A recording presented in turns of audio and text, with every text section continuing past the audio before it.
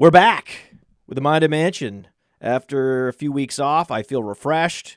We had Sigmund Bloom on. Now we have Alex McQuirter. Welcome. Hey, thanks for having me. All right, Matt. Hey, just been a crazy week. Back in another apocalypse, but we ain't done yet. It's time to win some games, all right? That wasn't the real intro. That was just a little, hey, Alex, hey. That wasn't the real intro. The real intro is coming. So let's just get right into it. Who the hell are you? What do you do? There's this thing called the Dynasty Football Key. That's an interesting program. That's how I found out about you. And then you found out about us, and now you're doing stuff with Player Profiler. So talk a little bit about yourself for a second. Yeah, Dynasty Football Key. So started making content this season, and it's been awesome, man. I've worked with a lot of great people. I mean, everyone in the fantasy space has been awesome, but love the game, man. Actually got the love for the game from my mom. She loves sports and just always wanted to be part of it, whether playing or just watching the game, and got into some leagues early on and just got super competitive with it. And I just kept getting all this research that I've been doing. And I'm like, what do I do with all this? I'm in too many leagues where I can't even use all this stuff. So just got in to making some content. I've been knowing about you guys. Love the content you guys have been putting out. So it was great to get a chance to work with you guys as a producer since I started managing some of the producing team and managing some of the Player Profiler YouTube, and we're working on marketing for Fast Draft right now. And I've learned a lot of stuff just through trial and error on my own channel, but I've had a lot of experience with graphics and stuff like that, and in my day-to-day life do a lot of talking. So I figured I'd come up here, give my thoughts on player takes, because that's the one thing I love the takes, right or wrong. I love the thought process behind all of it. So I've been putting out even my pick'ems, like, I know it's not fantasy, but I've always loved pick'em contests. I win a lot of those, so put out some advice there, see if I can still win with people knowing my picks. I do doing the waiver shows, doing Dynasty Stock Market actually over on Player Profiler News with Biggs, who just found out he's going to be going to the Super Bowl to do some coverage for Player Profiler. So it's just awesome. All of the different coverage. We're going to do Senior Bowl as well, and so many different things. This is football 24/7 over here, Player Profiler. So I love it, man. Yeah, so we first started talking. Like I said, you host a podcast, Dynasty podcast, and started talking. You're like, hey, how can I get involved? Email me, podfather@rotorwonderworld.com. If you want to get involved with us, we need show producers behind the scenes. We have so many shows, multiple shows per day on the channel. Some of them are our affiliate shows that are part of the network, like, say, 32 Beat Writers and the FF Dynasty. So some great partners. And then we also have shows that I host, Theo hosts, lots of different hosts, and they all need people behind the scenes. Like, we have Tyler Football, right? Tyler Football helps us with all the artwork, with the show sheet. We're just getting everything ready, producing it, setting it up on YouTube, making sure that everything is smooth and it sounds good with the podcast and all those things. And so you reached out and said, hey, can I help with some of these shows? And then you were doing a great job. It was very clear right away that you were one of the best, and Tyler made it clear that you were. And I said, okay, well, let's talk to him. So anytime a Jason or a Tyler comes to me and says, hey, this guy's killing it, I always set up a call. I'm like, well, let's talk to him. Let's see what he's all about. Let's see if we can find a role for him that maybe is a little bit bigger than what he's doing now. See what he's interested in. So that was the first question. It was like, what do you like to do? How do you think you would grow here if you started doing more? And then pretty much found out, hey, you love digging into YouTube. And so one of the things you've been working with us on is improving the YouTube channel. You notice in the videos section of our YouTube channel, there's been more set pieces, more first-person videos from Theo and myself, Bradley and others. We're recording more. We're doing more editing, trying to have different types of content on our YouTube channel, where we have live streams over here and we have these set piece videos over there. We have shorts over there. So the producers are doing a better and better job of producing these shorts, these highlight clips from the show, and all the shows. And you're a big part of that behind the scenes. And now I was like, you got a great studio set up. I like the Dynasty Stock Market show that y'all been doing on the Player Profiler News channel. You had a podcast before you even started producing for us. Why don't you just come on the Mind a Mansion show? And you were like, sure. And I was like, it's kind of last minute. It's been crazy over here, but I think we should just do a quick Mind a Mansion. I can't sit back and let weeks and weeks go by without a podcast. And we're going to have Andrew Cooper on soon. We're trying to get him. We're trying to figure out the right time for him. So he's due to be on, and we have a whole bunch of people that are already being queued up to come on the show in 2025. But in the meantime, we're looking at week 14 of the NFL. We're looking at these dynasty teams where you're preparing for the 2025 rookie draft already. We're having meetings scheduled right now. There's already a big rookie summit to talk about the 2025 rookie class. That's already happening. Because all this stuff, it's all happening already. Yeah. And it's very exciting. So there's actually a lot to talk about. Be like, oh, well, you must be starting to wind down. And I was like, not really. Actually, we're not winding down at all. You'd be surprised. With Fast Draft, we're going to be rolling out a playoff contest, a playoff best ball contest. So look out for that. We'll talk more about Fast Draft as we get rolling here.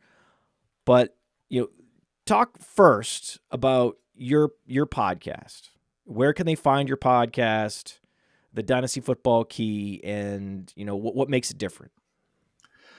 Yeah, YouTube, Dynasty Football Key. Go check me out over there, please, right now. Like and subscribe. Leave this video and go like and subscribe over there. Oh, yes, that's right. No, Alex is one of those people who is always in my ear going, you got to tell people to like and subscribe to the show. You got to tell them. Guys. You got to tell them to comment. Alex, yesterday's top 10 takeaways.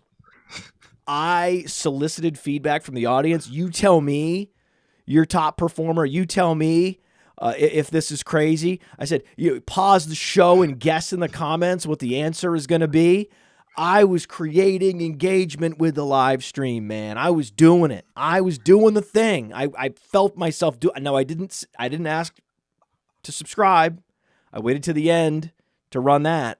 I didn't ask to like it. Hopefully if they liked it, they liked it. But I was trying to get comments and engagement with the chat and the commenters. So that I tried my best. I think I did my best. It's years and years of me just podcasting and not thinking about the live audience I want to be broken. I am a wild Mustang and I want to be broken. I want to do my best for all these different channels and get the most engagement we can. I'm here to make a successful show. I'm not just like, I have a way of doing it, and this is the way I did it in 2016, and that's the way I'm going to keep doing it. Oh, no. No. I'm always like, please, dude, tell me what to do, and I'll try my best. I trust you, man. Yeah, and we may even get you to take down your either pin tweet or whatever where you say you don't care about people's fantasy rosters. So that's a pretty good one, though. Yeah, that's a pretty good one. My daughter asked about that. I was like, well, that one's gotten quite a bit of reach, but at some point, I need to come up with something else that's clever. And last year, I had a New Year's resolution to be much more active on Twitter X, and so that didn't happen. So this year I'm going to try again. There was a time when I was super active, and I need to be more active. I want to be more active. I will be more active. I swear I'm going to do it. I promise. I'm going to do it. I'm going to do it. I'm going to do it. It's a new year, new beginnings, man. So yeah, I'm going to promise to do it until I don't do it. I'm on X at Dynasty F Key. And over there, you might notice there's some non-fantasy content as well. I host a show with the Undroppables. You guys know them well. and covering Cowboys over there. We're trying to get off the ground a series where every team in the NFL is represented, all 32. We've got most of them covered right now. So if you're looking to cover a team that's not covered, go reach out to Chalk or someone from the team over there, and we might be able to set something up for the next season. But I had some good guests on over there. You can even do some crossover episodes with your rival. But yeah, just trying to make sure we got coverage for every team, man. So doing that, doing the fantasy content as well. So I got my hands full, but it's been a really, really fun first year for me. Someone named Nate Liss from Facebook just hit us with an emoji. I don't know, man. I don't know. It looks like it's probably him, but I'm not sure. It could be him. Tell Nate? I'll tell Nate. You actually gave me a great idea. One of the new shows that we're doing, I was like, let's take the best, the top viewed shows from Player Profiler and mash them together, right? And it was one of your shows, Player Profiler, and one of Theo's shows. I'm like, let's take these two guys together. We have Sonic Truth, but that's not always there, and that's what we made into one of those first-person videos in the 10 bold predictions. And the bold prediction show. I love that show. That was your idea. Of course you love it. It was your idea, dude. It was your idea. So we have to talk about. So today we're going to talk about Isaac Garendo. Yeah. We're going to talk about CeeDee Lamb's dynasty value. We're going to talk about Michael Penix and Kirk Cousins. We're going to talk about Bucky Irving. We're going to talk about Anthony Richardson. We're going to talk about Josh Jacobs, David Njoku, Jerry Jeudy. We have a lot of players to talk about today, so buckle up. See that I just previewed the show. Now it was 10 minutes in. So, next time I got to preview the show in the first 2 minutes. That's another one of those rules of media. But I'm getting better. At least I'm previewing the show.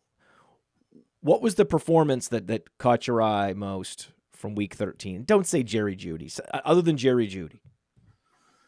Oh man, come on now. Was it going to be Jerry Jeudy? I mean, you got to give the guys some credit. Like you and Alex do that Content King show, and I remember that revenge game episode. I mean, this was a revenge game, versus the Denver Broncos. I mean, come on, you got to give that man a little bit of credit. Look, that was awesome. I think I might have to give it to. Like for me, I just love now that I can fully buy into Jonnu Smith. Yeah, I'm going with the tight end.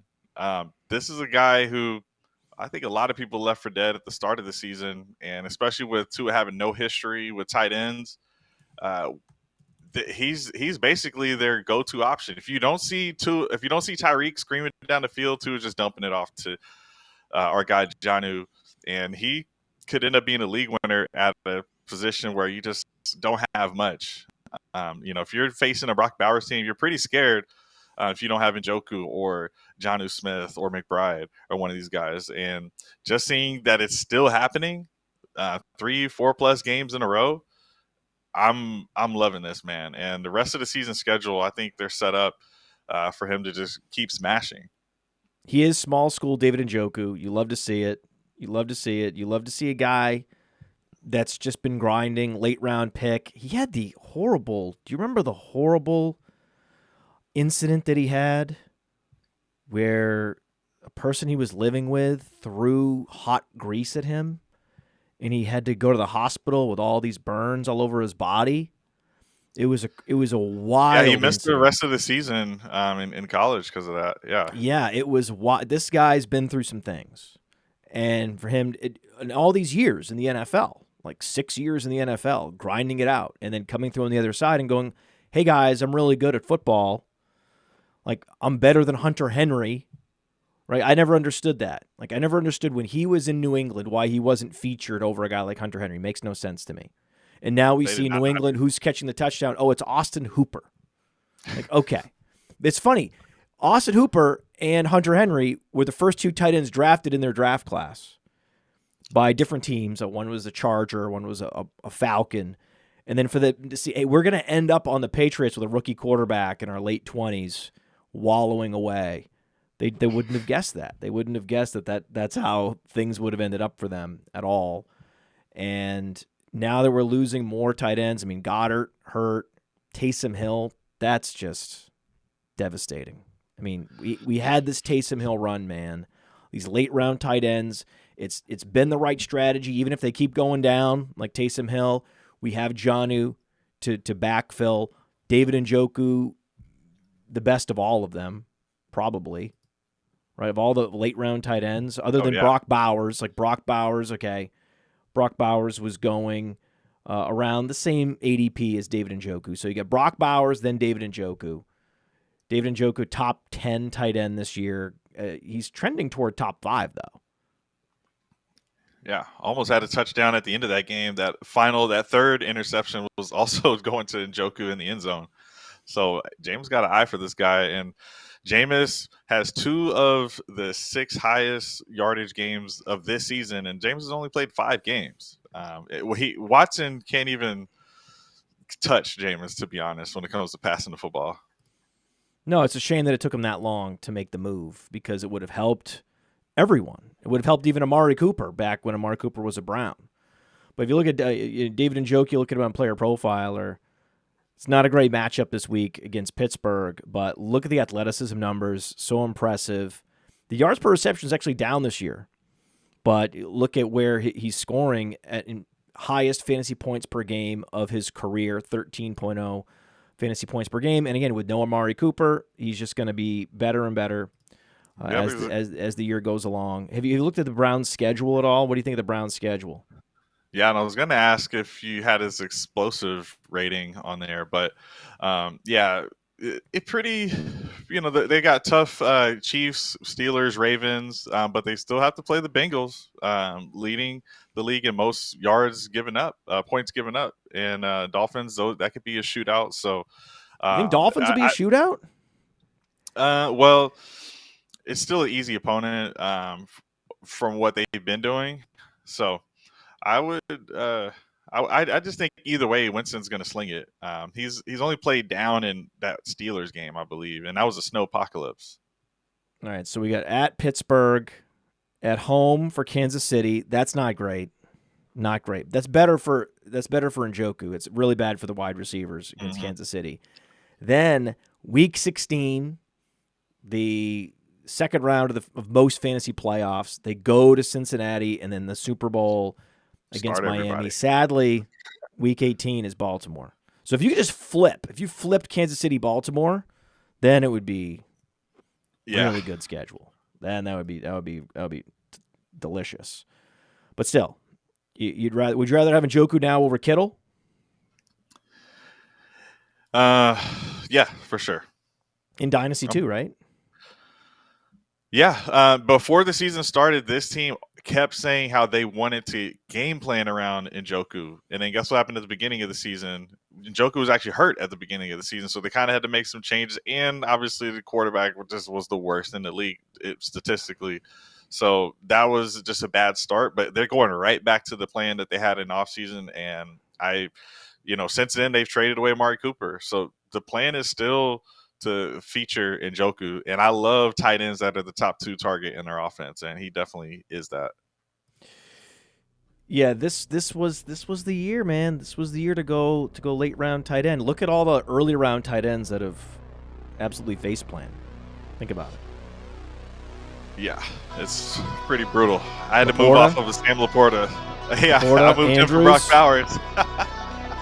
Kyle Pitts.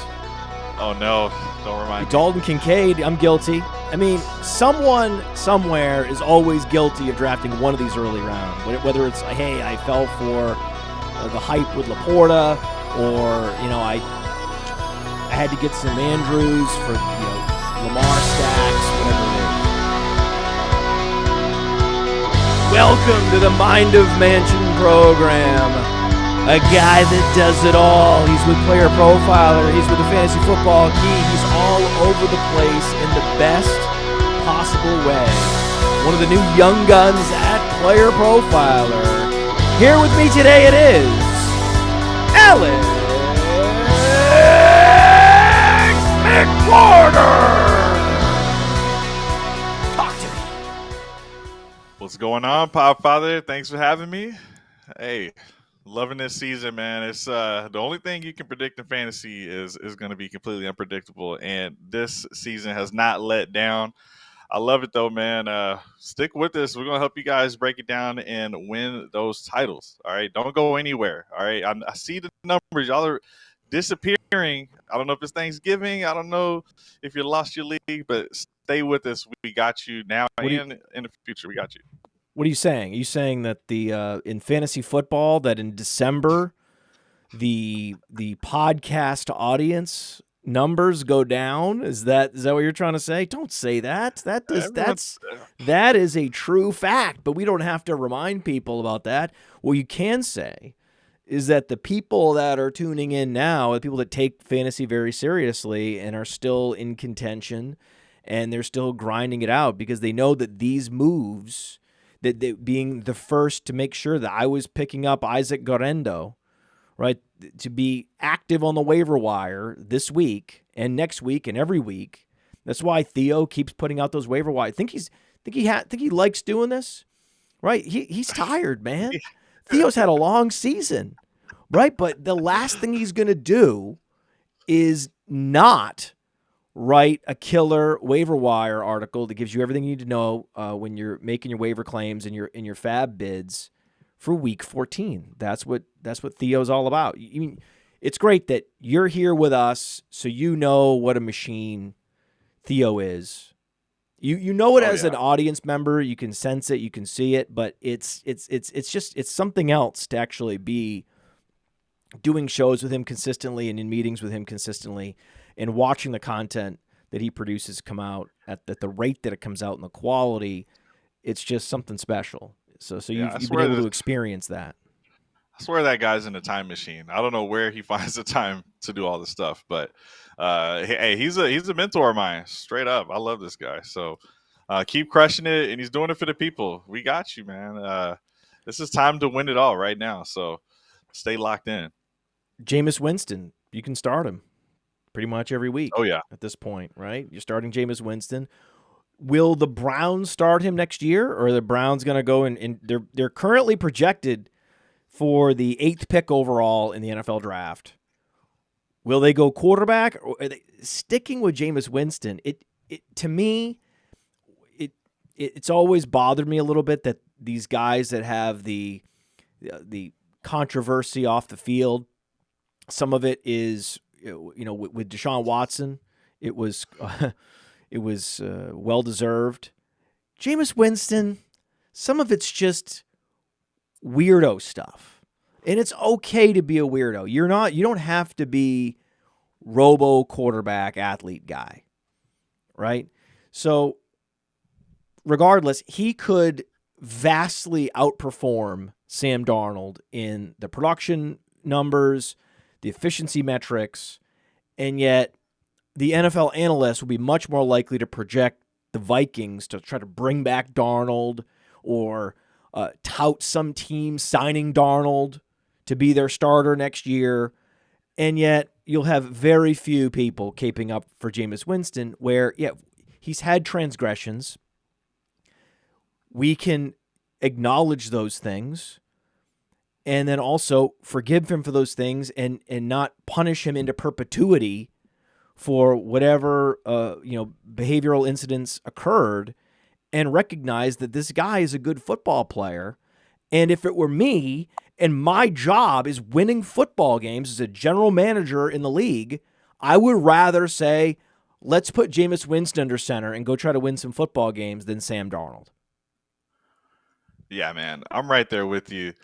And we've seen with the same team, they're willing to forgive. All right. So, and now Winston's got his shot.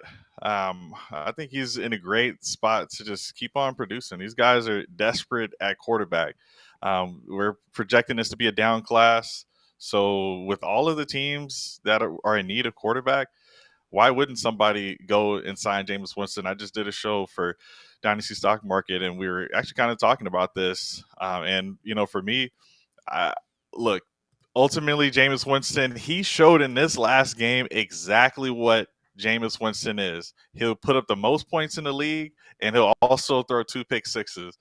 So that's what the teams are going to have to decide. Can you win a game over the course of a season with that? And we thought we got some of that out of the way with the LASIK and with just time being more a veteran. That's still in his game because he's going to sling that thing.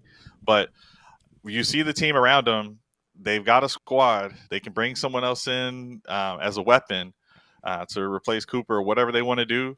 Maybe upgrade in that backfield because they were struggling. So maybe you go the cheap route and don't pay quarterbacks since you're already struggling with whatever that dev caps with Watson. But some team's going to need a quarterback and might as well take a shot on them because right now, I don't know if I'm going to go with at 8. There's going to be 2 gone already. So now you're looking maybe at Ewers or, who knows at that point. So Jameis will get you some points and just build that defense. He got you. They're going to win a couple more games. With him under center, that's the other problem, is they're not going to be stuck at 8. They're going to move up, right? They're going to move up and out of the top 10. So they're going to be at like slot 11, slot 12 in the NFL draft.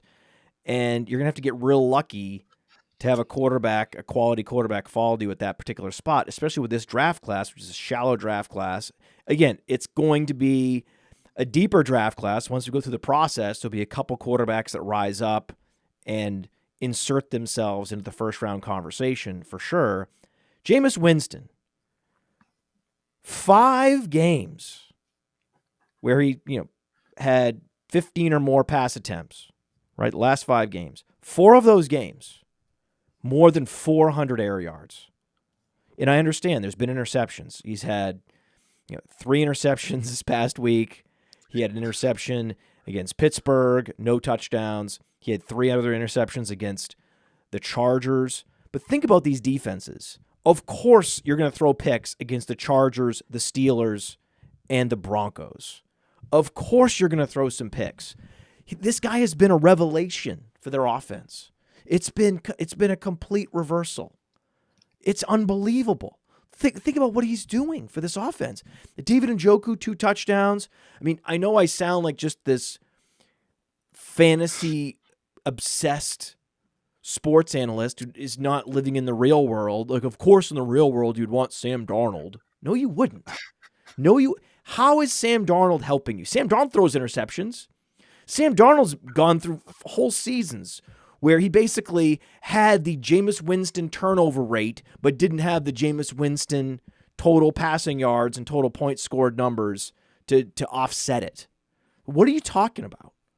In what way is Sam Darnold a better quarterback than Jameis Winston? Explain this to me. He's not more mobile. He maybe makes some marginally better decisions in a handful of situations. But every time I watch Sam Darnold, I'm not impressed at all. Are you? No, and wasn't even a higher draft pick. Before I hopped on, I did a poll. Who do you want more, Winston or Darnold? And Winston won. You're not getting rushing floor from either guy, right? So it's going to come down to the arm. That's why we love Burrow this year, because he's slinging it. Not as many interceptions as these guys. But Darnold could barely beat the Jags. He got bailed out in that game. That's like the bottom team of the league, and Darnold can barely beat them. They're going to have a collapse in the playoffs. Unfortunately, this is one of the more fraudulent teams in the NFL. I know their defense has been playing well, and congratulations, but we're talking about 2 of the last 3 years, the Vikings have been the luckiest team. We just look at record versus point differential. Nothing complicated, not schedule adjusted, just record versus point differential. The Vikings are destroying. It's like, okay, great, good for you. Look at their point differential is good. It's the same as Green Bay's, plus 78. They're 10-2. They're 10-2. Washington has an 80 point differential. They're 8-5. So this is just it's this guy has luck boxed his way into $200 million contract. Yeah, he's got to thank JJ McCarthy.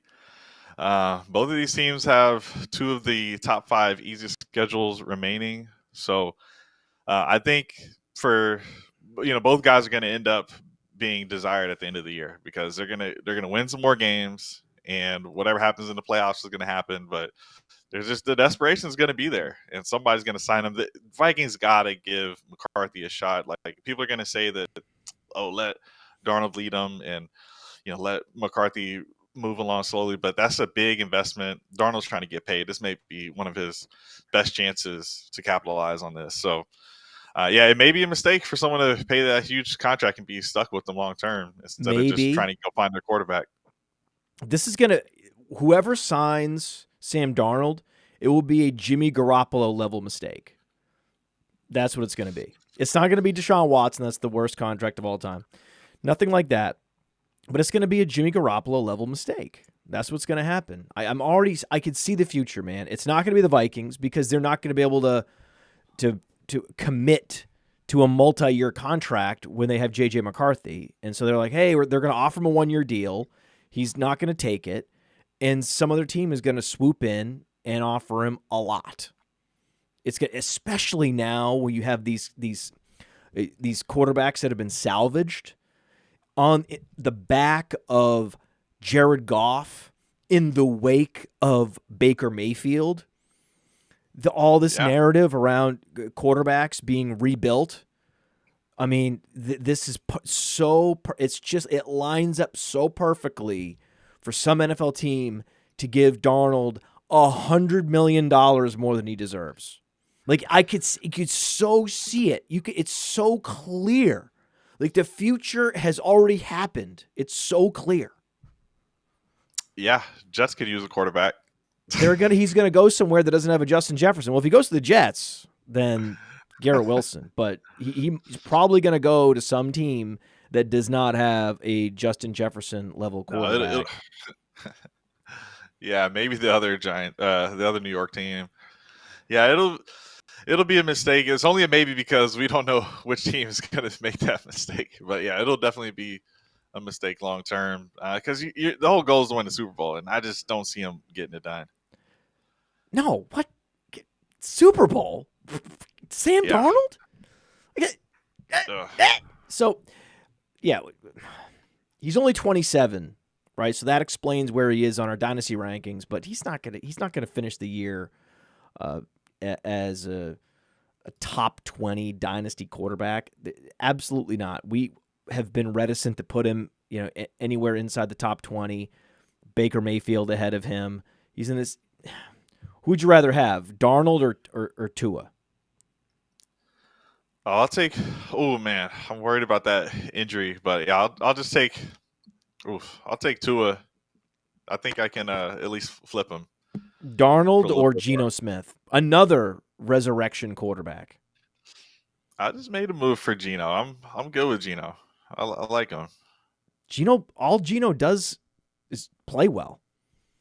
Yeah, that's all he's done for multiple years. I mean, he's put together so much more. There's so much more behind him in terms of a body of work that would say, yes, I have come out on the other end of this. I went through hell in the league and I came out the other side. I'm a good player. You can't say that yet about Sam Darnold. It's way too early. Yeah.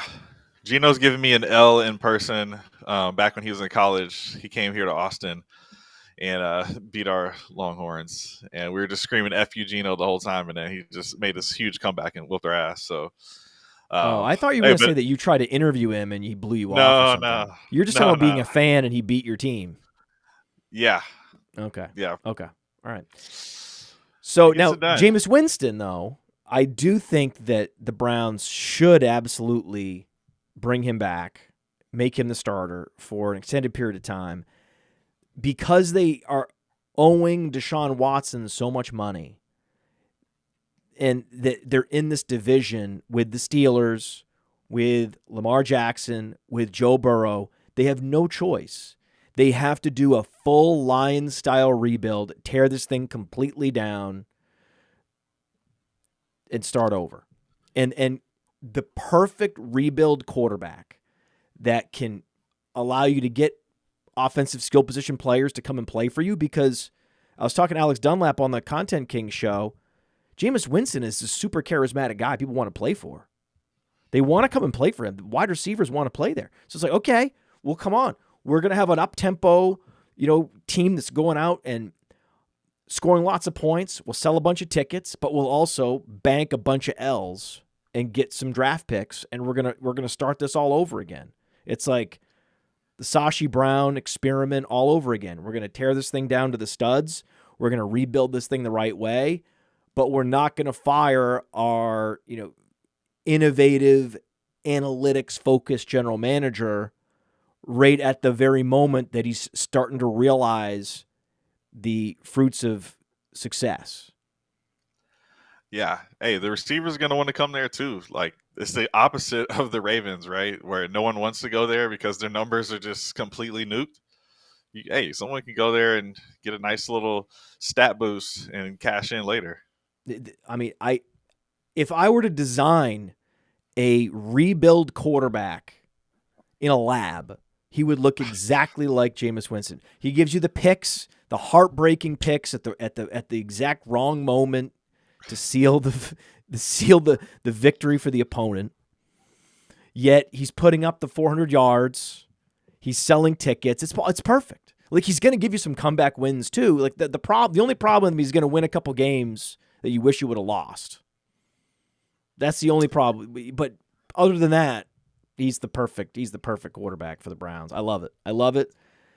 So Jerry Jeudy goes over 200 yards, but he was out targeted by Elijah Moore. Yeah, Elijah Moore truth there. Stand up. I mean, I'm feeling pretty good about this Elijah Moore. I was saying, hey, so often, week in, week out, there's all these wide receivers that are coming and going on the waiver wire. And I kept being like, well, you can just put a dollar bid down on Elijah Moore. Why not Elijah Moore? What am I missing with Elijah Moore? Last time I checked, he's a good football player. Like, he came out on the other side. He is the Geno Smith of wide receivers. Like, he went to the Jets. He was unfairly treated and dismissed. And he's like, no, actually, I'm good. Please give me another chance. And then they do. And he's an all-field receiver. He's an all-terrain receiver. He can win short, intermediate. He can go deep. He has speed. There's nothing not to like. Yeah, man. I love Elijah Moore. It didn't work out with the Jets, but we saw some flashes earlier this season, and we were on it because we know the talent's there. I even remember when he was drafted, A.J. Brown crying. They had some good guys out at Ole Miss there. Him and DK Metcalf. Brown loves this guy. I love Moore. And the targets are there. It doesn't matter even if you think it's all Jameis Winston. I think Moore, who's going to be able to pick his team next season, he's going to have an opportunity to pick a good spot for him. I would stay in Cleveland if I were him, just for the numbers, and I bet you they would pay. Like, it's Jerry Jeudy, and then that's it. So maybe Tillman, but he's still early on his contract, so he could get himself a nice little contract there, keep producing for us. So I just traded a third to get him last week before this blow up game, but to me, he was producing the whole season, so I'm good with it. And I think it's a little bit more consistent. You saw down the stretch of that game that he was kind of locked in on Elijah Moore, which led to one of those picks. But this is not going to stop. 14 targets, dude. He had a 44-yard catch, 111 yards.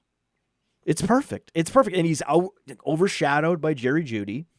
So he just doesn't get – and David Njoku, 17 targets. Unbelievable.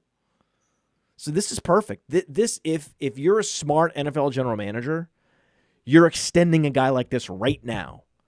You get a gift of an unrestricted free agent that just signs with you for $3 million, and his career is hanging in the balance, and he keeps putting up double-digit target games. He's a go-to receiver for your quarterback. You're like, wait a second, what am I missing? You talk to the coaches, and they're like, no, he's a really good player. Did you see him in college? Did you see what he's doing here? This is who he is. It's like, okay, so what? On Player Profiler, man, look at these numbers. Look at this dominator rating from college. Look at the advanced metrics. Look at this route win rate. Wow. Yeah. Just sign him to a nice, inexpensive 3-year contract. He would appreciate it. At this point, you gave him an opportunity to resurrect his career in Cleveland. Now would be the time to offer him, to put that piece of paper in front of him and say, here's the 3-year deal. Let's go. Yeah, I would love it, man. And he might be thanking them too. Not really. He's not desperate. I'm just saying, like, the way it's gone, his career was looking a little bit in the balance. So I love it. Go trade for him, guys. There's still time. I think he's got plenty more left in the tank, and the guy's good. So it kind of reminds me of like a little bit more veteran Josh Downs. So I'm locking in on Elijah Moore wherever I can. I like it. Browns play the Steelers this week, week 14. It's at Pittsburgh. That's a game that Jameis is going to struggle. I can't believe the schedule he's facing.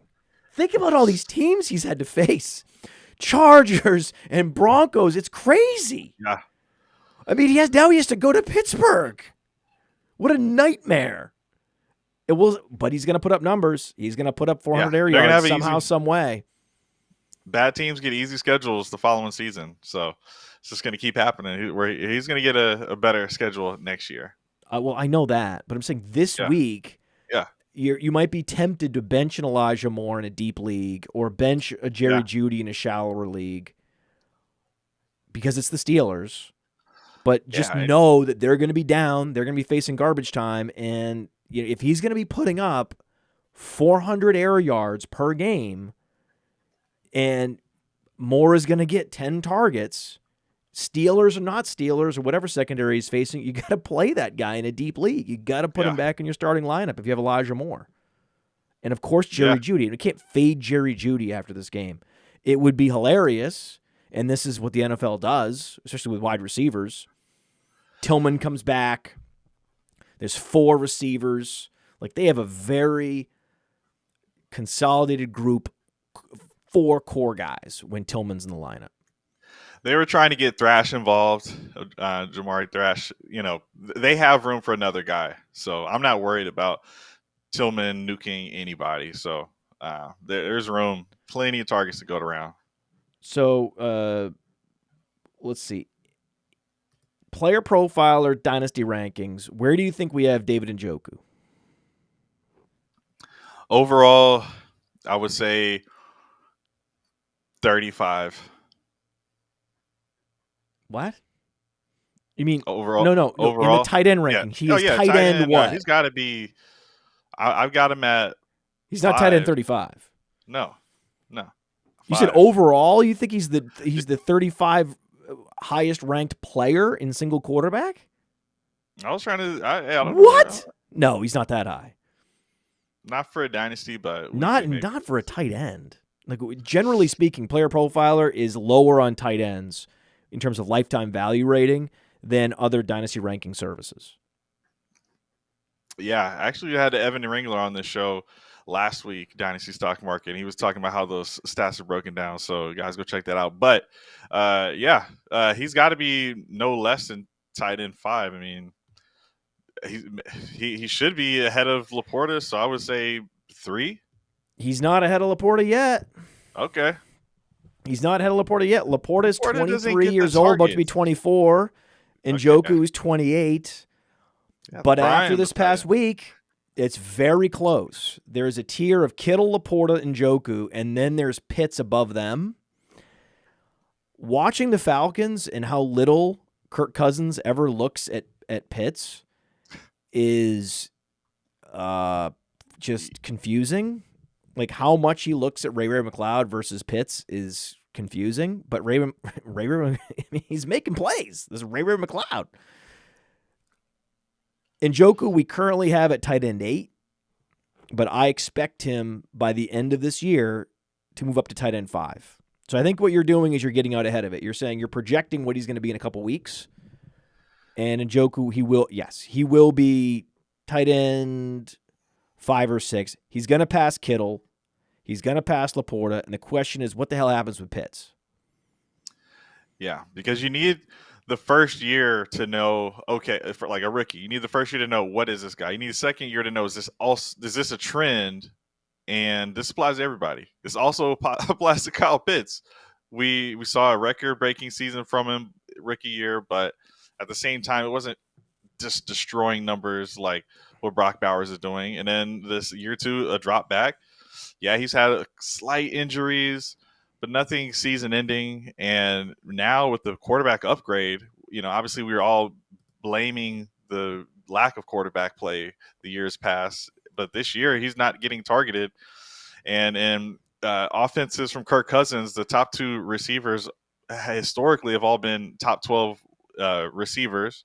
And you would have thought that would have been Pitts, but it really is Darnell Mooney this year. So if he can't do it here, then now you're waiting on Michael Penix. And then, when are the excuses going to stop, Well, they were saying that about Njoku, though. Here's the thing about Dynasty, and what I like that I am in my 40s, right? I'm a man! I'm 40! You're a Big 12 guy, right? You know what that's from? I'm an SEC guy now.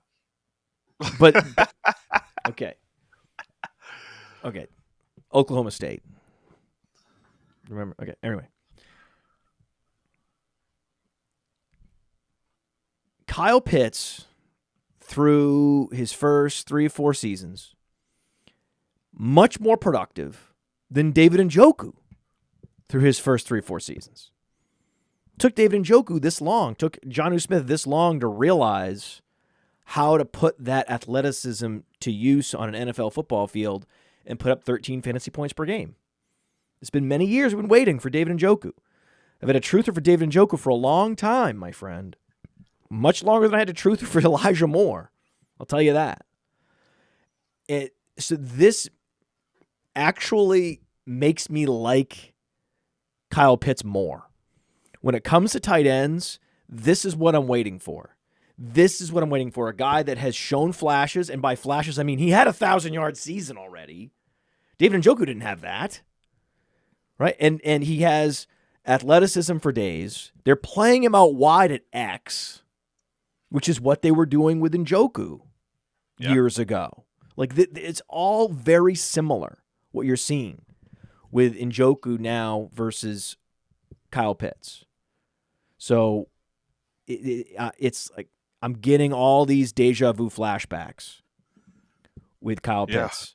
And it's not just David Njoku. It's a lot of tight ends find themselves in these target purgatories that Kyle Pitts is in, and all it takes is one offensive coordinator, one quarterback, one injury, and then this guy is a top 3 tight end because he has the athletic profile. So I'm begging and pleading Kirk Cousins to look away from Kyle Pitts, look in any direction but Kyle Pitts. I want him to crater and him to be available, to be very available. So this is, and it's one of those things where when you're buying at the bottom or you're trolling the bottom, you never know how far the bottom really can go. And timing it just right where you feel like, oh, I could have got him for even less if I waited 6 months. That's the thing with Dynasty. At some point, you have to just go in and say, okay, I'm going to pay the market price plus to get this guy because in the next few years, he's going to double in value. If you had done that with David Njoku, you're getting paid off now. At some point, it's going to make sense to do that with Kyle Pitts. I just don't think we're quite there yet. I think that he has a little bit further to fall. And I'm going to try to time it just right, but I'm not going to get too cute because I want to get him. I really want to get him. Like, in his age 25 season, he's 24.9 right now. Kyle Pitts is 24.2. He's so young. 24.2. I'm telling you, let the season play out. Let him crater. Like, you have a whole off season of bust talk and what he's being unloaded for. And then you can kind of it's like in poker where you get to see the flop, you get to see how it plays out, you get to see who the quarterback's going to be, you get to see what the offense is going to look like, and then you can make a decision. Do I go in and try to get him in August, or do I start to let 2025 play out and think maybe I can get him for even less in week 6? But at some point, everyone needs to set their calendar and try to go out and get Kyle Pitts because of what we're seeing right now from David Njoku. And again, what we're seeing from David Njoku is a tale as old as time of athletic tight ends that just need a few extra years than you might have thought to fire because David Njoku was also very young when he came into the league. He's now 28. It's been 7 years. Yeah. Yeah, but you ended up nailing it, because that's exactly where my head is as far as the reason I have him low now is because when we're talking about giving actionable advice, I am willing to sell now because I know I can get him back later, and I need production now. I'm not saying treat it like redraft, but you can get nobody even wants Zach Ertz, man, and he's just blowing Pitts out of the water. So I can get some production out of just some other tight end, and I can get bank whatever value from Pitts, use that, and then still go back in and get Pitts in the offseason, because right now nothing's going to change his perception going into that long offseason that we're going to have to wait for. So I'll be and buying there's no later. rush to go out and get Sam Laporta at a low point, right? The number one lesson that I've learned at tight end is it takes these guys a year or two longer than you might even think to either break out or re-break out. Sam Laporta, it's going to be a question of when does he re-break out. Dalton Kincaid is going to be a question of when does he break out. It will happen. Kincaid's going to have a season. He's going to have a 900-yard season with 6 touchdowns. He's going to have that season, and it's going to be great. If you have him that year and you just got him, you'll feel in Dynasty, or you drafted him that year as a late-round tight end, you're going to feel great about it. It's going to happen for Kincaid. It's going to happen again for Laporta. But we could be years. How long was that fallow period between his rookie year and when he finally became relevant again for Evan Ingram? Was there 4 years in between? 3 years? Yeah, amazing rookie season. And then, it was a down and then an up again. I mean, this is the trend for tight ends. And knowing the curve, the tight end production curve, and how it's this, okay? Unless there's a Kelcean figure. In the years before Kelce was dominating the position, it was a new guy every year. It was Gronk one year, and then it was Gates another year, and then it was Jimmy Graham another year. And just when you thought, oh, Jimmy Graham, he's a perennial all-star, he's going to produce every year, it was a couple huge seasons with Breeze, and then poof, he was gone. That's more typical than what we've seen with Kelce, especially with how violent this position is and how frequently these guys get injured. So for a bunch of reasons, you have to play that game. And if I'm in Dynasty, I'm in seasonal leagues, best ball, I don't care what format it is. This is the beauty of the tight end position, is that it's a consistent tactic across all formats, that you don't overspend on that position. Yeah, man. The cover player, though, I don't know, man. Brock Bowers. But, it sounds like you're giving us a warning. Don't buy high. Well, it's like with best ball, right? You're much better off with a team. If you had to draft either 3 quarterbacks or 3 tight ends, let's say most of your builds are 2 tight end, 2 quarterback, okay? But let's say I said to you, okay, you get to draft 3. You'd much rather draft a 3rd tight end because that guy could be used in the standard flex position as well as the tight end position. So now if you do get a 3rd tight end, he's actually usable instead of a 3rd quarterback who, if you have Josh Allen, is never entering your lineup. It's a complete dead position. Whereas, right, I mean, you wouldn't draft Josh Allen and draft 3 quarterbacks. No one would do that. But let's say you did draft like a later round quarterback that ended up producing at a Josh Allen type level. That 3rd quarterback, useless, never helping you. But it's nice, man. It's nice if you did draft like a Taysom Hill as your 3rd tight end. Ooh. He's entering your lineup, man. That's cool. If you did draft a Jonnu Smith as a 3rd tight end, he's entering your lineup no matter what. Ertz was the final pick. If you had Njoku and Jonnu Smith in best ball, they both entered your lineup last week. That's great. So I'm all for late round tight end and get 3 of them in best ball. Great. FFPC, same thing. It's tight end premium. Go get 3 or 4. I've seen guys draft 5 tight ends. Just don't draft him in the 3rd fucking round. You know they were drafting Kelsey in the 1st round not long ago. And it's one of those things where, sure, in hindsight, there were a couple of years where that made sense. In 2020, you drafted Kelsey in the 1st round. Congratulations. Like, awesome work. Great job. But process-wise, don't chase it. Never going to be me. Never going to be me. Anthony Richardson. So, is he dead QB walking? What are we doing with Anthony Richardson? If you have Anthony Richardson in Dynasty, what do you do? If you have him in a seasonal league heading into week 14, what do you do? The Colts are playing nobody this week. So the Colts are on bye week 15, so you're not going to be able to use Anthony Richardson, which I like that. In a managed league, typically you know whether you're in the playoffs or not. It's a rare thing that it comes down to week 14, whether you make the playoffs. So that's why I love the week 14 buys. So this week, the team's on bye. It was smart to get as many of these players on these teams as possible. Colts, Broncos, Texans, Patriots, Commanders. So unfortunately, very few Patriots are helping you this year. Sadly, not many Colts are helping you. Joe Mixon and Nico Collins are helping you in Houston. Denver, not a lot of help. Cortland Sutton, that's about it.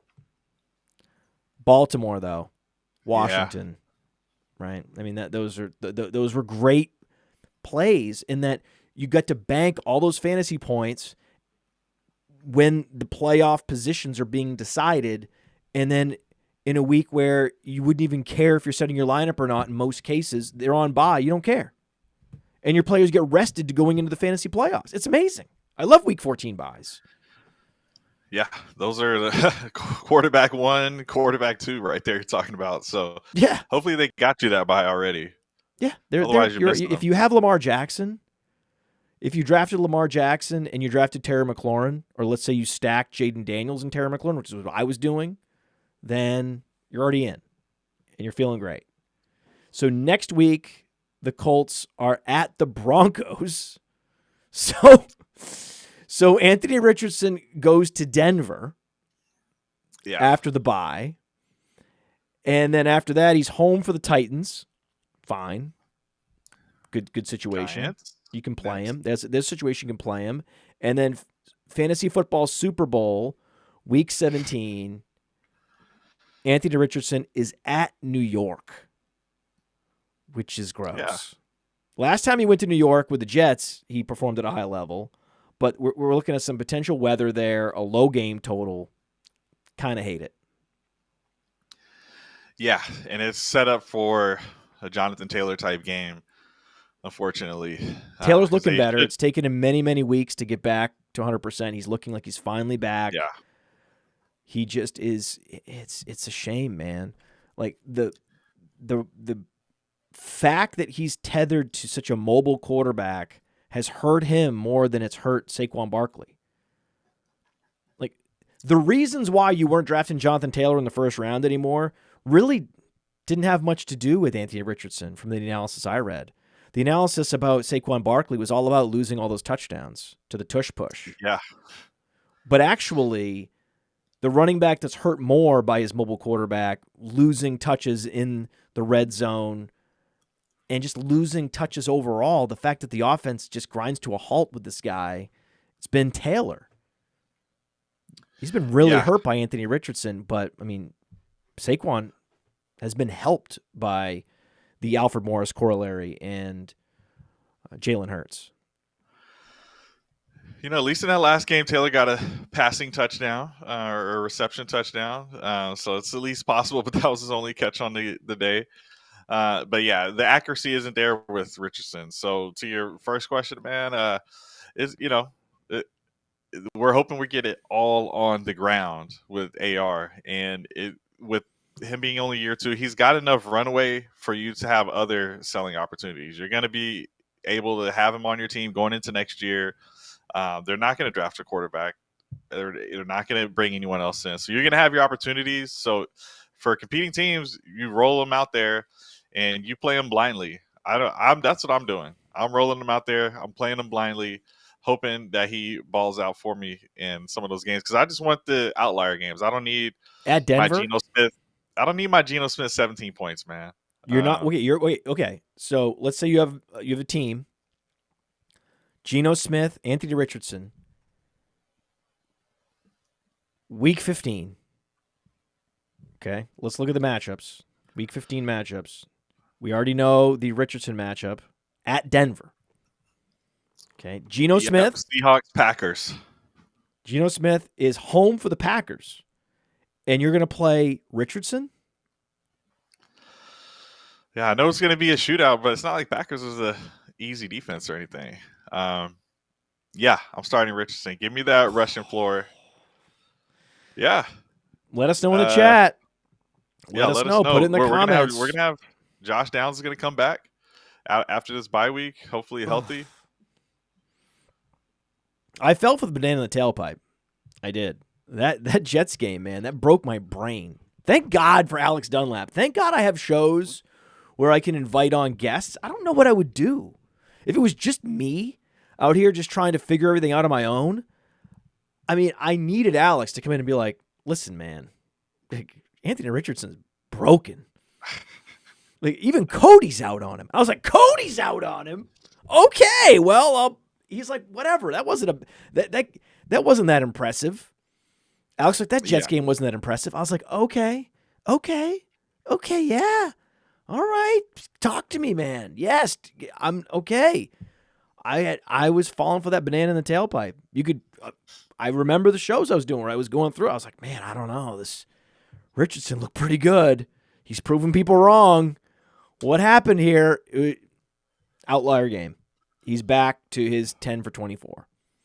Yeah, and you're gonna roll him out. I wouldn't do it. I would go Geno Smith. All right, check back in with us. I mean, 109 yards passing is pretty bad. It definitely reminds me of Justin Fields. But you know how many times that team rolled out Justin Fields for years, and he still put up a ton of points. He actually won me a league, and he was awful, and they got rid of him the very next season. So I was speculating on the next Bears coach because they have Thomas Brown now.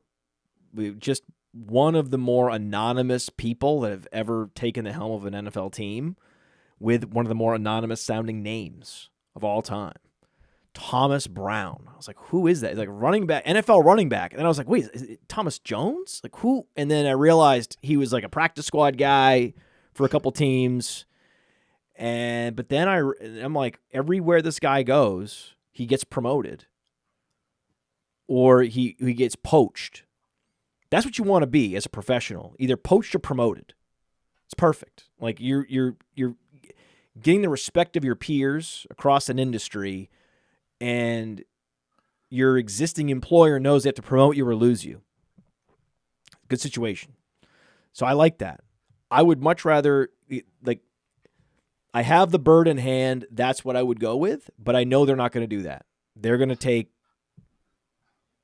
Lions Coach X, Aaron Glenn, or whoever, right? That's what they're going to do, right? Bears are going to go with Lions Coach X, right? Yeah, and they broke their streak of not firing a coach midseason, so they're not going to want to hire somebody, kind of rash without really thinking about it. But you're right. I mean, this guy's got a good track record. It's just the team's going to make their choice, so the record's not going to get too much better. We have seen the offense look a little bit better. It's just one of those things where you got a Belichick available. Probably don't go that route. Belichick? Yeah, I mean, I guess they could. Oh, my God, I didn't even think about Belichick. Guys available. He's available. It's an old school team. Belichick's available. Yeah, took a year off. Yes. Ready to jump back in. He's well rested. He's read a bunch of books. He's watched a ton of tape. Belichick's looking at the analytics. No, by the way, If I have to hire a coach from the Lions, it's going to be Aaron Glenn. I would much prefer you go with a defensive-minded coach, a leadership guy, and he can bring in like an offensive guru to play the role of offender. I'd much prefer that than to bring in an offensive coordinator as the head coach. All these guys, like it's Doug Peterson all over again. Hey, this guy called a great play in a clutch situation. Well, let's make him the head coach. No, man. No, the most embarrassing head coaches are almost always these Peter principled offensive coordinators, where it's much better take an Aaron Glenn, who has like imminent respect around the league. He will then be able to take his pick of all the best offensive minds to come to the Lions, and he'll find that guy. So, way prefer Aaron Glenn to Ben Johnson. I don't think that'll happen because your star of the team is Caleb Williams. You got to have somebody to work with him. Exactly. That's what his job as the head coach is doing. The head coach's job isn't to work with the quarterback. You bring in a quarterback whisperer. All right. That's what you should do. Yeah, but like a Bobby Slowick, he's not going to go for that role. He better not bring Mark Brunell with him to be the offensive coordinator. That would be also bad because Mark Brunell was a star quarterback himself and doesn't have the grit, the grimy ways to win that he can share, and he's left-handed. I still can't believe Mark Brunell is a quarterback coach, especially the fact that he's left-handed. Useless. I mean, there's a couple. I mean, he could be the quarterback's coach from Miami. That's it. What is he? What? My prediction: same division, Ben Johnson from the Lions. So they already know what this guy is, and they want to get him off the line. I know it's going to be Ben Johnson. I set this whole thing up, knowing I've been trying to do this. On top 10 takeaways, I was advocating for the anonymous guy. I've already forgotten his name. Right? Thomas Brown. The Thomas Brown affair. This is the Thomas Brown affair in Chicago. They're going to go to the Chicago Art Institute, right? And it's going to be the Thomas Brown affair. He's going to take the team to the Art Institute to get inspiration. That's a great idea. He should steal that.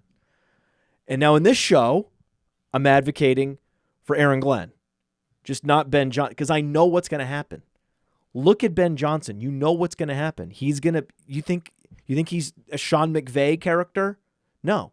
If you're going to go super hotshot young genius, then he should wear crazy glasses and, be super, super way too young.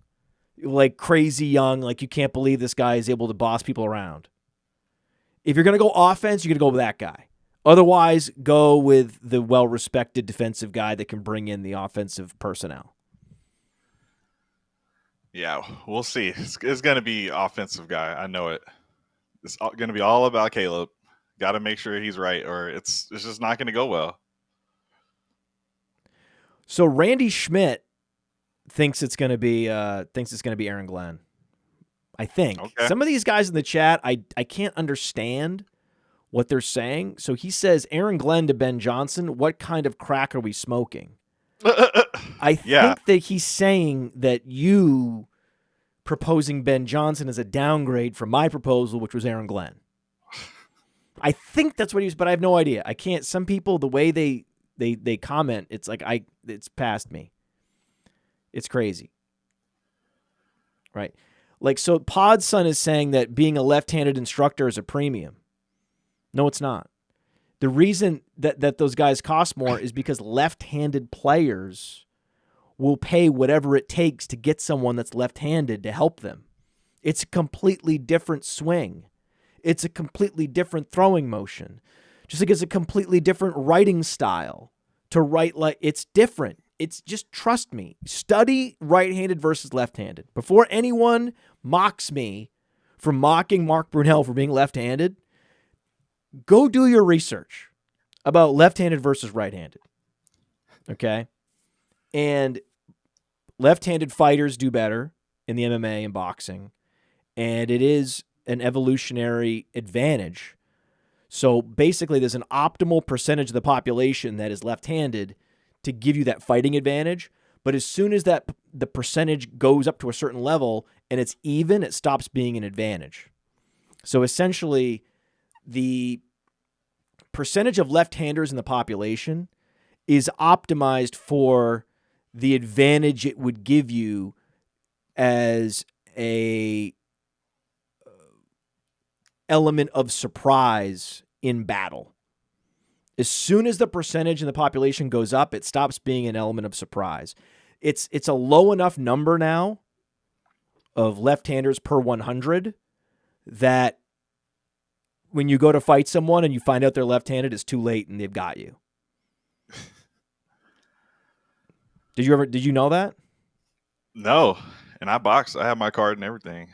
But that's why people are left-handed. There's no left-handed other animals.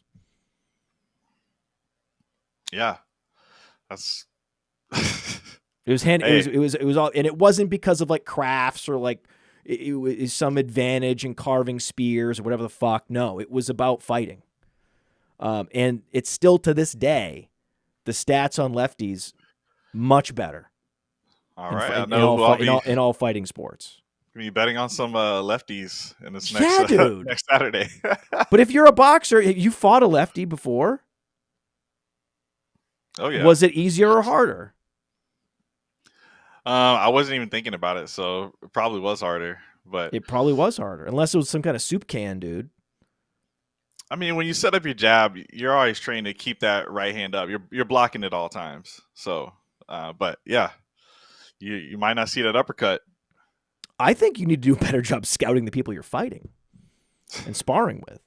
That's what I think. I think I'm good with my I don't know. If you're fighting. Not remembering if a guy was left-handed, that's kind of a mistake. Yeah, I don't fight anymore. Surprise. I mean, yeah, there we go. There. That I'm not surprised about at all. No surprise there. All right. We really got off track, and to that I would say week 14. That's why. Week 14. So we can go rapid fire for the rest of the show. Pretty much, because we've covered 3 questions on a list that I have of 20 questions. We've covered 3. So we're so far away from the 10 burning questions segment. It's actually amazing.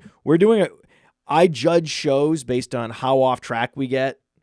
And this show is going great. Nice. This show is going great. So now I'm going to ask you some easy questions. Marvin Harrison or Brian Thomas in Dynasty? Nice. I love it. Give me Brian Thomas Jr. He's dealing with a bad situation. This is the Travis Hunter team probably.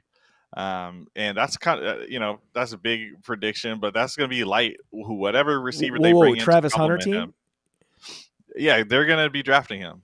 My point is they're going to get a receiver, but it's not going to be a receiver that's going to take over what he's doing. So I see him as the clear number 1 there. They're going to get a healthy Trevor Lawrence, and he's going to be the focal point of that offense. I like him more in his situation than Marv right now. And we just seen the explosiveness. I work on some metrics behind the scene. I got a phenom finder, and Brian Thomas Jr. That guy is a freak athlete, man. So I love everything I've seen out of him. He's delivered above my expectations. Since I thought he might just not get the targets, but he's going to get the targets and have a lot of big plays. We have them adjacent on the Player Profiler Dynasty rankings. Check it out, playerprofiler.com. We've got we've slashed prices, so now you can get it for a fraction of the. Now you get it's only for like 2 months, right? Until the subscription resets. But if you've been curious about all Player Profiler rankings, cornerback rankings, season rankings, weekly rankings, dynasty rankings, offensive line rankings from Dan Fornick, on and on and on and on. You want to check them all out. The price has been slashed by like a factor of 4 for all in. but also just the individual packages. Also, super inexpensive, very affordable for the rest of the season. I highly suggest checking it out. And you'll see where we have Brian Thomas versus Marvin Harrison Jr. It's an interesting debate. I think that most people would still rather have Marvin Harrison Jr., though. He's produced enough. He's had the target share. He's at the air yard share. There just isn't a lot of target competition there. Not that there's a lot of target competition in Jacksonville, but it's not going to happen for Michael Wilson. Michael Wilson's a guy. I think he's a solid professional receiver, and then after him is nobody. There's no running back out of the backfield to command targets, so there's only going to be more target competition as we go for both of these guys. But I like the ceiling on Brian Thomas more. I'm going to go Brian Thomas, too. I'm going to go against our rankings. I'm going to go Brian Thomas. But I think most people would go Marvin Harrison, and you can't argue with that. It's very close. Same tier. Yeah. We don't even talk like actual moves to make on this show, but it's just one of those things where I know where the community value is of Marv, and you can just use that to go get Brian Thomas Jr., especially with this kind of a downturn. I know he had a game last week, but you can just switch right into Marv and get a little plus, or right into Brian Thomas Jr. and get a little plus on top. I don't know. I mean, it's so hard to get a 2025 first rounder. My thing is, if you're willing to deal Marvin Harrison Jr., I want to be able to get that. That would be one of the ways you could actually get a 2025 first, is to dangle Marvin Harrison Jr. So I don't know. I think you could be even more creative. Better buy low in Dynasty, Jalen Waddle or Rome Odunze? Rome Odunze. And for one, I'm glad I'm not agreeing with you on all these points, man. Because look, Rome Odunze, this is a guy who just, the targets are there, the connection, they got to work on it, man. So you let me know if he's just bad, but the connection hasn't been as great as we want it to be. But the targets are there. It's rookie on rookie, man. That's the ultimate situation that you wouldn't discount and buy. Yeah, man. Dude, he's crushing targets wise. And Keenan Allen is gone. It's over. He's out of there. So now they're not a candidate to add a receiver of consequence. No. So there you go. No. Yeah, it's a Odunze, but I also love Waddle. Love Waddle. Love him. Yeah. Love him. Let me get Ricky I was never a Waddle guy. Everybody that loves the tape was always fawning over Waddle. And I was like, I don't know. Tyreek Hill's there. Tua has a cap ceiling. What are we getting here?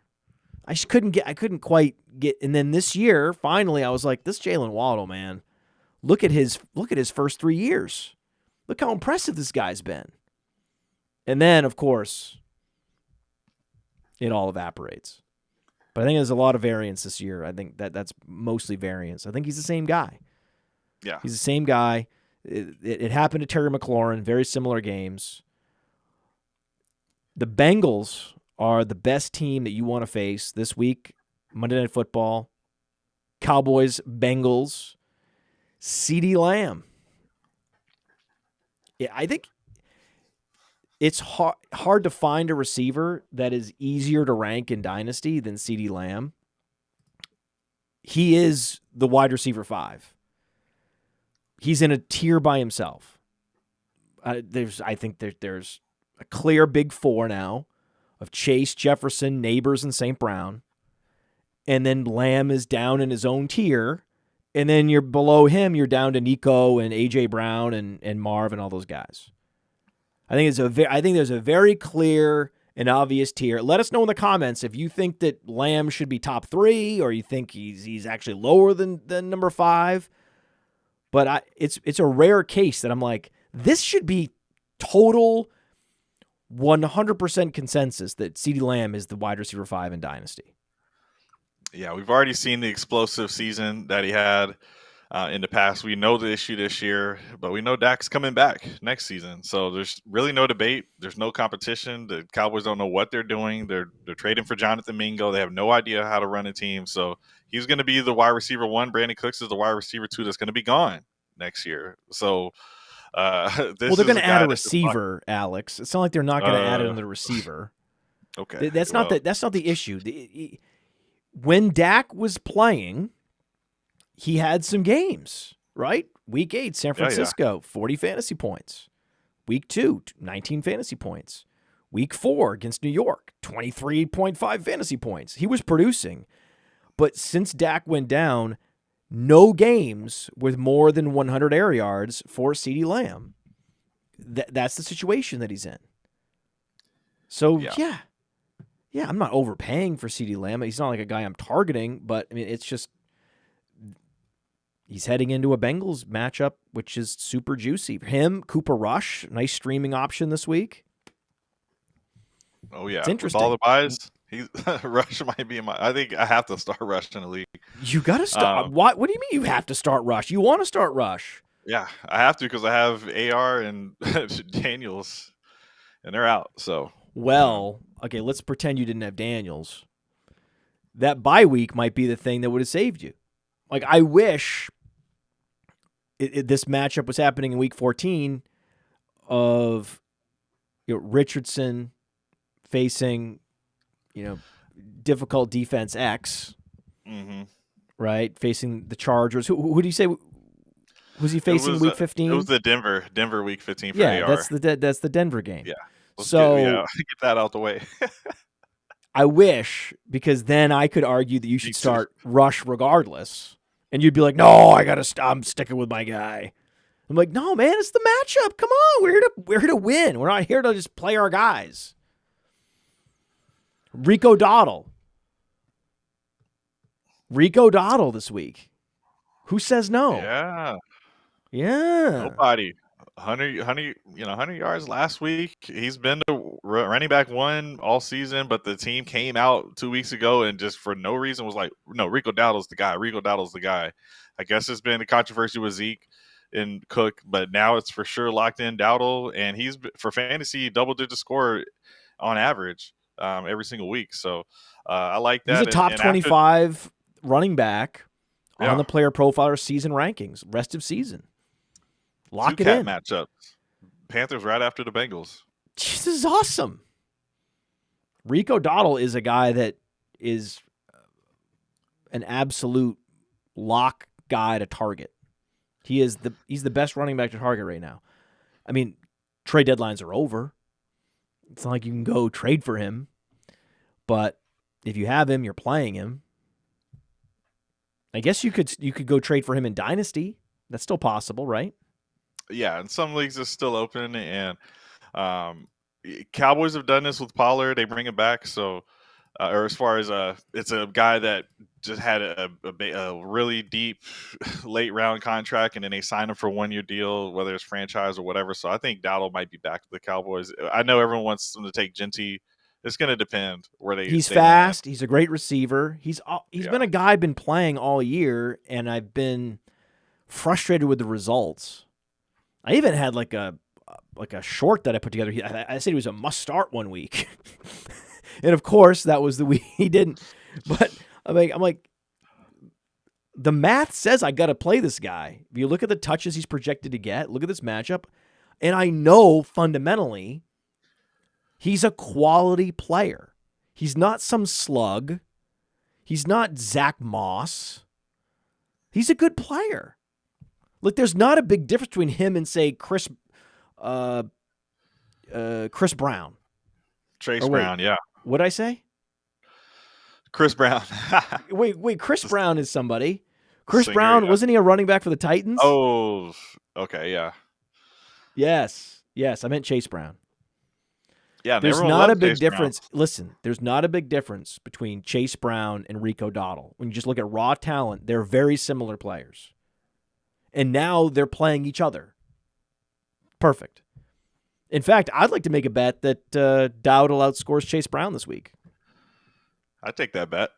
You want to do a bet? Yeah. How much? What are we betting here? Let's do a bet. How about some fast draft cash versus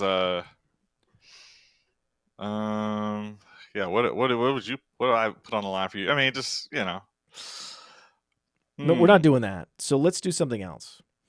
Let's do let's ask the chat. Let's see if the chat can help us. What kind of fun, sort of prank-like punishment for the loser? Those are my favorite kind of bets. Those are my favorite kind of bets. What would be something cartoonish that we could wear on a podcast, maybe, or we could have a tweet where it's like embarrassingly, over the top. And by the way, the Pod Son's asking me, I'll take some fast draft cash. Okay, well, we're not giving out fast draft cash, but what I have noticed, many of you have signed up for fast draft. Okay, many of you have signed up for fast draft. A lot of you have yet to deposit, which I don't think is a good idea. I think it's a better idea to sign up and then deposit, and then you can play. We have the Week 14 Flex 6 Frenzy. You just draft 6 guys. These drafts take 5 minutes. Jump in a draft room. It alerts you as soon as the draft starts. And we're actually rolling out the Select 6 Super Slam, where you just get to pick 6 guys. No draft room at all. So we have lots of new tournaments coming out, like I talked about earlier. The Playoff Challenge tournament that we're coming out on Fast Draft, and then 2025 Origins Rookie Tournament, 2025 Flex 4 Best Ball Tournament, and then we've got an all defense tournament. So there's a lot of reasons to get signed up and then get notified when these tournaments get rolled out and when they go live. When you deposit, let's give them a special deposit just for the people that are listening. A special deposit code. So the default deposit code is code Podfather, gets you a free draft. Okay, $5 bonus. But if you've made it through, okay, and we're now almost an hour and a half in to this show, okay. So if they've made it through to this point, why don't we do promo code Alex? Yeah, we'll do promo code Alex. This is how we know that they've been listening. Promo code Alex will double your deposit up to $25. So we will 5x the typical deposit match bonus from $5 to $25. Up to $25 when you deposit on Fast Draft. Use promo code Alex. You can use it when you sign up. You can put the promo code in when you deposit, and then just give us a few minutes, and then we'll get the we'll get the bonus sent over your way. Here's what we'll do. We should send you what about a Fast Draft T-shirt? Yeah, I like that way more than this hot chip challenge I'm seeing in here. And okay. Matt, let me quickly say. Okay, well, if I win, what do I get? Do you have a T-shirt you can send me? I do. Dynasty Football Key T-shirt. So Dowdle outscores Chase Brown. I get a Dynasty Football Key T-shirt. If Brown wins, then I'm going to send you a Fast Draft T-shirt. Sounds good. And the awesome thing is that we could both draft in Fast Draft, both draft Dowdle and Chase, but then you could prioritize your booster for Dowdle, and I could boost Chase. That's the awesome thing. If you really got that conviction, you can draft at the right ADP and then still. I can't play on Fast Draft. Are you insane? You weren't supposed to say that. What? I know you're not allowed to. You run it. Yeah. Just saying. If anyone else has conviction, that's how you play it. Draft the ADP and then pick your boosters. So, what is this hot chip challenge? What is it? I'm not doing it. No, but I don't know what it is. Can you explain it to me? A chip with. It's like Beyond Diablo mixed with Ghost Pepper, and it's like on the 1 million Scoville hot rating scale, and you're gonna need like a gallon of milk to chase it with after. But it's like beyond like the Hot Wings show. It's just way hotter, and it's just this one chip that comes in a triangle little box, and you eat that, and it's probably like a blue chip of death. It's like blue color. It's disgusting. It's not about the flavor, I'll tell you that. Okay, so it just burns your mouth off. Way hotter than habanero. So do you that's just T-shirt instead. Thanks. No, but that business is doomed. Just so everybody knows, that business is doomed. If anyone thinks that business has like long-term upside, like 3 years from now, people are doing the hot chip challenge? No. Right. So if people are actually manufacturing this box and they're producing this chip and they're putting it in this box, you have to build a business around that. Sell today. Okay, that is a fad. If there was ever a fad business in the history of fad businesses, it's the hot chip challenge. That they will mail order you a single chip. I could have sworn I saw just a chip just like super wrapped up in a store before. And this is probably maybe a 3-year challenge by now, honestly. Speaking of, so I was surprised. Okay, everyone hold me accountable. Write this down. Put it in your calendars. Okay. If this is still a thing in 5 years, no. I will take the L. I've never taken the L. I'm not taking any L's. If the hot chip challenge is still a thing in 5 years, put it in your calendar. Come back to me. If you can still find it in stores and this is a profitable company in 5 years, I will take the L. Hey, Ryan's got me. All my business acumen, I will, maybe I'll be proven wrong here. It's very possible. It's very possible that I'm not that I'm dead wrong about this. But if you, wow, that's just a dumb thing. I can't believe that. That's just one of those things. Like, are we the Roman Empire? Right? Are we on the backside of a crumbling empire? Hot chip challenge tells me yes. There's other things that tell me no. Okay, I'm not a doom and gloomer, but hot chip challenge is on the yes side of are we going down that road? All right, we really have to start getting more quick answers, rapid fire. We really do. We're really way out. I'm going to be very late if we keep going. We're going to keep going though. I might miss my next appointment. Who cares? Whatever. Machine gun, rapid fire. Here we go.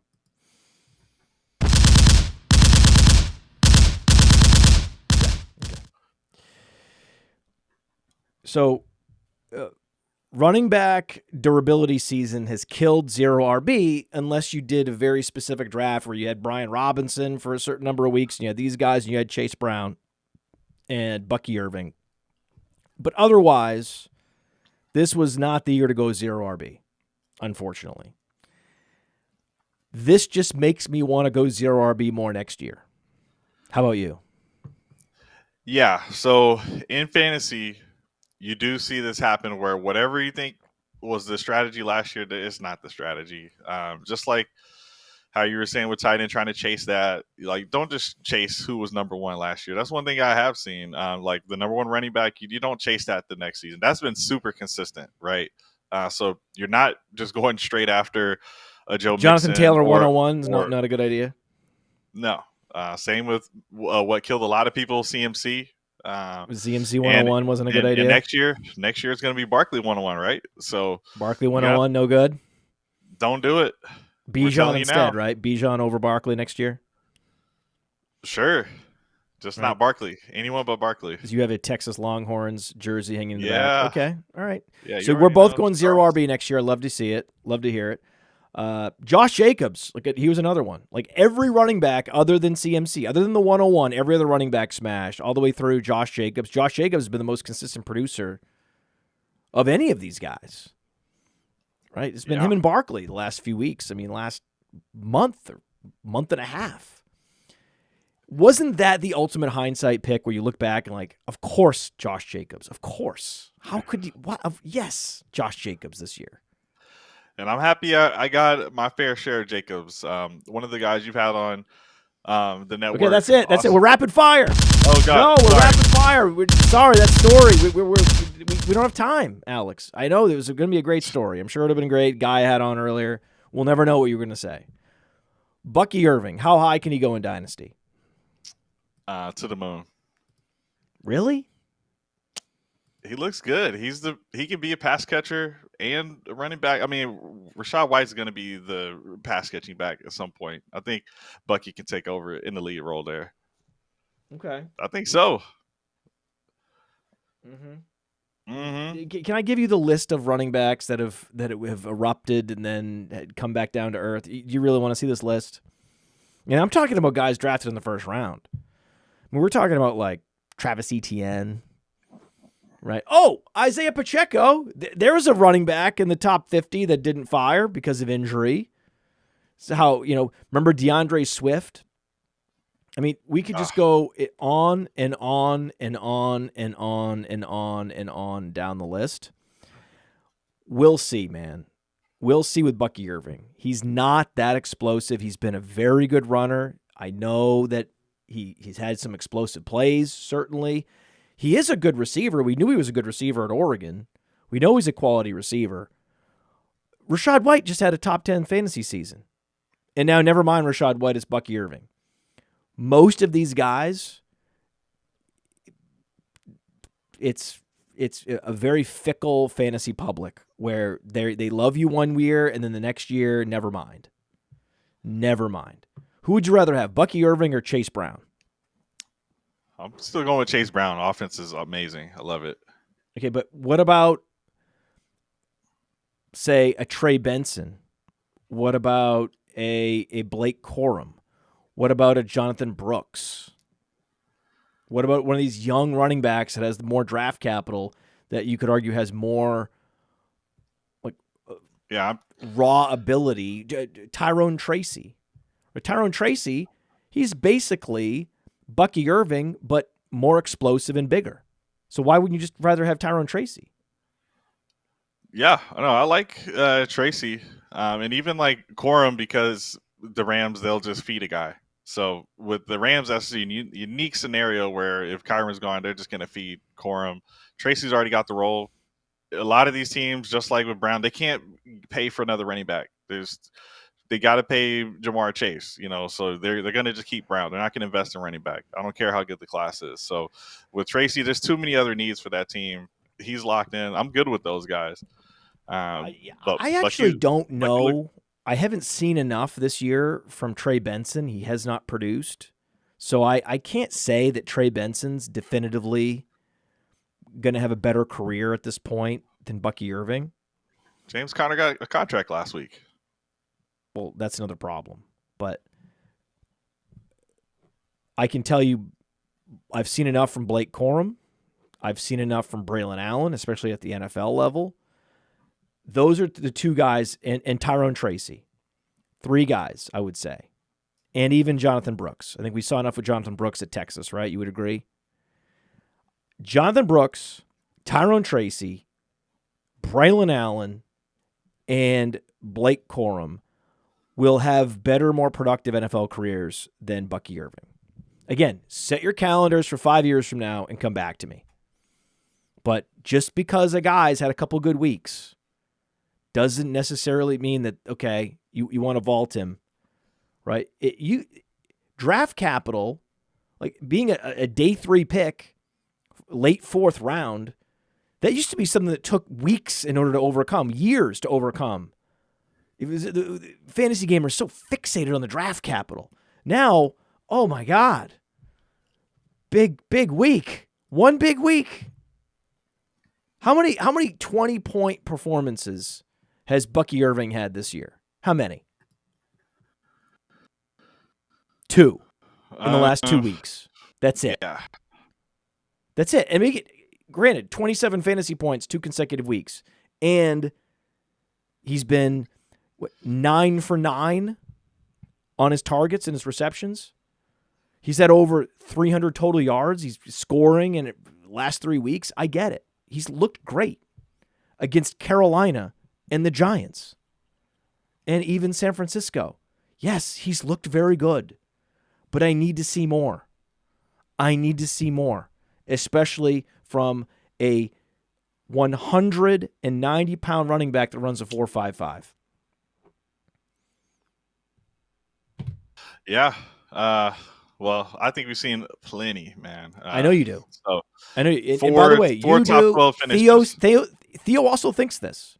So I'm very much alone. He was early. He was early too. It's all yeah. I'm alone. I'm alone. There's not many people out there that think that. How many people do you think in the fantasy football playing community think that Blake Corum is better than Bucky Irving at this point? Very few. Braylon Allen, very few. Yeah. But just because a guy hasn't produced yet this year and one guy has produced the last couple weeks doesn't mean that suddenly the guy that produced the last couple weeks, he's better. That's not how it works. Just wait. Just wait. Be very patient. King. Just be very patient with Blake Corum. Be very patient with Braylon Allen. Be patient in Dynasty. That's all I would ask. That's all I would ask. I'll practice some patience. I got you. All right. I'm not selling the farm to get him. All right. So I'll get you out of here. A couple more questions, then I'll get you out of here. How good is Brock Bowers? Is he historic? Is he the best tight end of all time? There we go. Yeah. Brock Bowers, he's him. This guy is just crushing it. He's about to break the reception record in the next game. I think he just needs 2 catches for a rookie tight end. So week 14. He's going to do this in week 14. Yeah, so he only needs 2 catches for that, and he's just going to keep on going. And again, a lot of this stuff is just based on, I know how folks are reacting to these players, so I'm making moves based on the player values. And this is a guy that you can't even buy anymore. He's unattainable. Yeah, I've already offered 2 firsts on rebuilders, meaning that first was early. It doesn't matter. It's over. Ship has sailed. People are locking him in. And I'm hoping he doesn't have that down year 2 like you're talking about with Pitts and Laporta. We're praying. But I mean, we're talking about another level of history. Though I was told that Kyle Pitts was generational. Do you remember that? Yeah, but old enough to remember when Kyle Pitts was generational? Yeah, but he didn't have Devontae Adams, who's known to be a black hole for targets and eats up everything around him, and Brock overcame that. Then he gets the guy traded. Sure, it wasn't on him, obviously. Doesn't matter. There's no one they can bring in that is known for being a target black hole like Adams is. There's no one that can stop him at this point. And even Myers looks good, so he's already got a guy there that in theory could take targets away from him, and he's getting like 14 like every other game. Isaac Guerrero. Okay, yes. Okay, so ooh. I will. Yeah, we'll. I'm willing to entertain, even though I've been hurt before. Even though I haven't really been hurt before because I never fall for it. But I've been theoretically hurt before by tight end hype, right? I didn't fall for it last year with Laporta. I'm not going to fall for it, okay? And I'm not falling for it with Bowers. I'm just not offering for him. I don't have a lot of Bowers. Theo and I have him in some expert leagues. It's great. I'm enjoying watching him. He's a combination of Gronk and Dallas Clark. Imagine if you put Gronk and Dallas Clark together, one guy. That's Brock Bowers in the best possible ways. All the best traits from Gronk, all the best traits from Dallas Clark, and that's Brock Bowers. It's incredible. I'm so happy for him. It's a very cool thing, and the question is, how high is he going to get drafted in best ball and in seasonal leagues, like managed leagues in 2025? He's going to be first rounder, you think? Is he going to be 8 overall? Well, it will happen because we're just going off of what the trends are. People are going to chase the Kelsey season. They're going to chase the Bauer season. That is what will happen. They want leverage at the position. Yeah, that's what will happen. And will he do it again? I say yes, and I don't care if I'm a sucker because we're seeing something that we haven't seen. And all you need is for someone to break the mold. Yeah, the trends are X, Y, Z. You just need someone to be themselves and be that outlier. I respect that you like him that much, but I won't be drafting him at all. If he is going in the first round, he will be on my do not draft him in the first round list of guys I'm not drafting in the first round. This is a methodology that has withstood the test of time, not falling for it, right? Just like if you have a rookie quarterback or a second-year quarterback that's been benched, that guy's probably a bust. Don't fall for the banana in the tailpipe with Anthony Richardson. I'm not going to fall for the banana in the tailpipe with first-round tight end. It's not going to happen. So that's my stance. Everyone, feel free to draft him in the first round and get that positional advantage that they all talk about. I can't wait to hear all the podcasts about this and why it's so important to get Bowers in the first round. I can hear them already. They're playing in my headphones right now. Yeah. I'm not going to fall for it, man. I'm not going to fall for it. I am falling for Isaac Garendo. I love Isaac Garendo. Thursday Night Football, Rams 49ers. Let's go. Right? Let's go. Or do we have to wait a week? Like when are we going to get the big spike week from Garendo? Is it this week? Oh, it's this week. It's this week. We saw him even get a touchdown in this last game. He's gotten touchdowns on limited touches in every game he's played. That first time Mason went down with the injury, he had that huge play at the end of the game. Yeah, it was inefficient every snap before then, but he's had plenty of time as a rookie to get more involved in practice, and now it is all on him. Let me just correct something. So when I said Rams 49ers Thursday Night Football, that's week 15. This week, the 49ers play the Bears. Okay, so I've been circling that game. That's the game where I think Garendo finally breaks out. Week 15. Fantasy playoffs. I don't think that he's a great play against the Bears. But, again, it's the starting running back who runs a 4-4 for the 49ers. Like, who has a better option than him? Yeah, and that's what I was saying, because he can be inefficient on 9 out of 10 carries, but that 10th one, he can break loose. And if you're going off of Vegas odds, which is what Evan Wrangler does, partly, Bears are 0-5 away record. They're projected to be losing this game. They're going to be running the ball. Garendo's going to be the one running it. So he's going to get plenty of touches. 49ers go to Miami in week 16. That's a 50-point total. Garendo all day again. And then week 17, we've got a 51-point total at home as the 49ers host the Lions. Yeah, Shootout City. Let's go. Shootout City. Now, again, the Lions, they really do a good job. They're very stout against the run.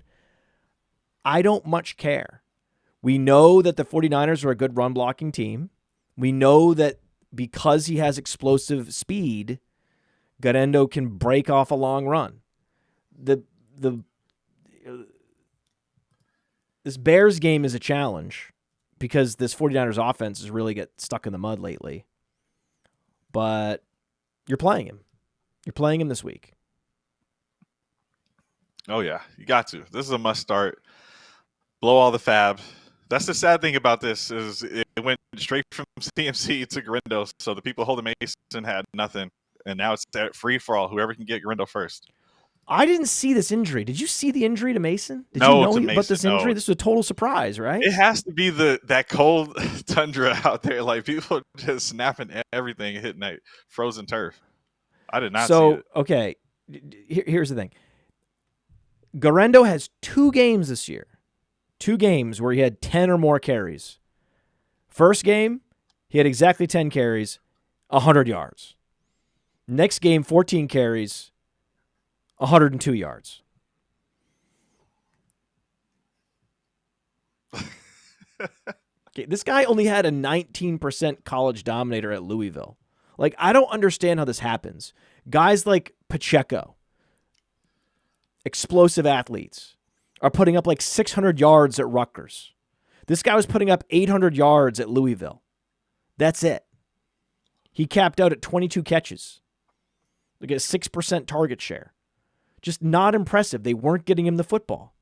And he runs a 4.33. A 4.33.